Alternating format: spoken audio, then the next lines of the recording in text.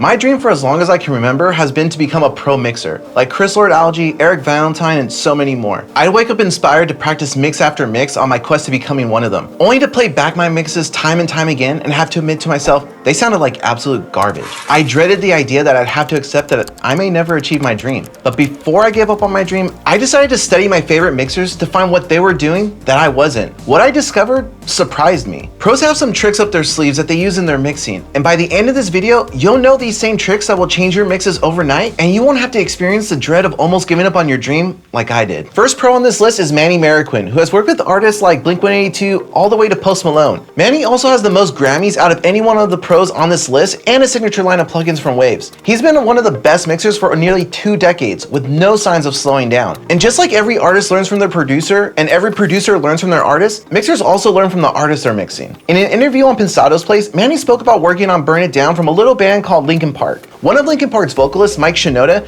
gave him a piece of production insight that Manny has since incorporated into his mixing. It's such a simple technique with a tool we're already using. In the interview, Manny spoke about how Mike was using filters over certain sections of the song to make them sound tamed. The filters would get bypassed by the time the chorus, bridge, or pre-chorus hit on whatever instrument it was on for a full spectrum sound. Just remove enough top end and low end so you still get the effect of an entire spectrum. Then when the chorus hits, automate the EQ to turn off. The full spectrum of music will hit the listener more than it did before, which gives perceived epicness and depth. Andrew Sheps is another accomplished mixer who has worked with artists like Green Day and the Red Hot Chili Peppers. Andrew's won a few Grammys and has his own line of plugins with Waves as well. In an interview I watched many years ago, Andrew gave insight to a really amazing trick that I personally always wondered how mixers achieved it. In the interview, Andrew says he uses deverb to create an endless reverb decay. This never-ending decay acts as a way to help transition from one part of the song to the next. Next time you have a vocal coming out of a bridge or perhaps the ending of a chorus, max out the decay of your reverb and automate it to fade away as the new section of the song begins.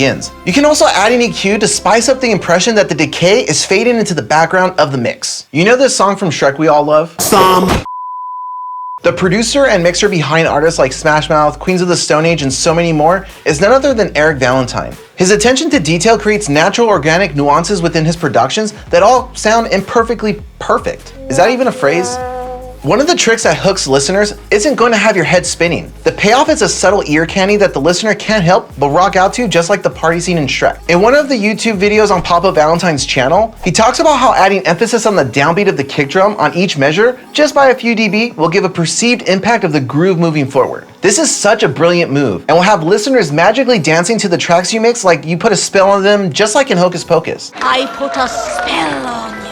I mean, is there anything more addicting than when a song makes you want to rock your head to the groove of the track? Yeah, didn't think so. Chris Lord Algae is regarded as the lord of the mix. I mean, he gave you this mix. And this one. No, God! Kidding, I know a lot of people wish the second one never existed, but I couldn't pass on the joke. Anyways, Chris Lord Algae, or CLA, is pretty much the gold standard of mixers, just like Coca-Cola is the standard of soda pretty much everywhere.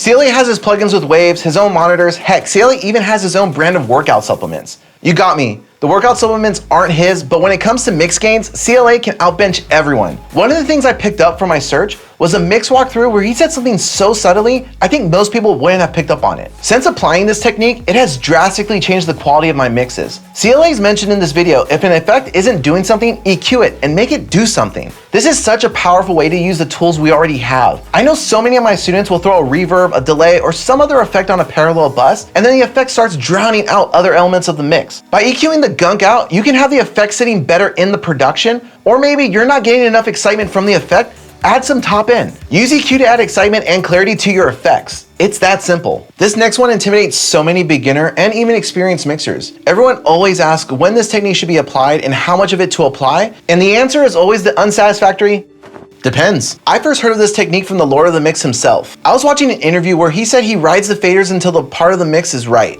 And by riding the faders on the console is how he's able to get his mixes done quickly. I had no idea what riding the faders meant. I mean, he was on a console, I was on an iMac. Then I came to find out he was referring to automation. And once I heard the word automation, it seemed every producer and mixer would always say how something was done by automating it. And it's actually one of the most powerful tricks pros use to hook listeners. Automating allows for sections of the song to flow in and out smoothly, like waves in an ocean. However, there is no guide on how to automate. It just comes down to feeling what is emotionally correct for the song. Maybe the guitars need to come down a bit for a few bars. Maybe the vocal needs less reverb and delay. Listen back, and if something isn't moving you the way you want it to move the listener, automate it. Automating won't cost you a penny, and it is a skill that will have artists, and most importantly, their fans loving the songs and having them on repeat. And these are all great techniques to apply to your own productions, but are completely worthless unless you develop the right habits that will enhance your mixing. And you'll want to watch this video right here, where I give you insight on some more things pros are doing that most mixers aren't.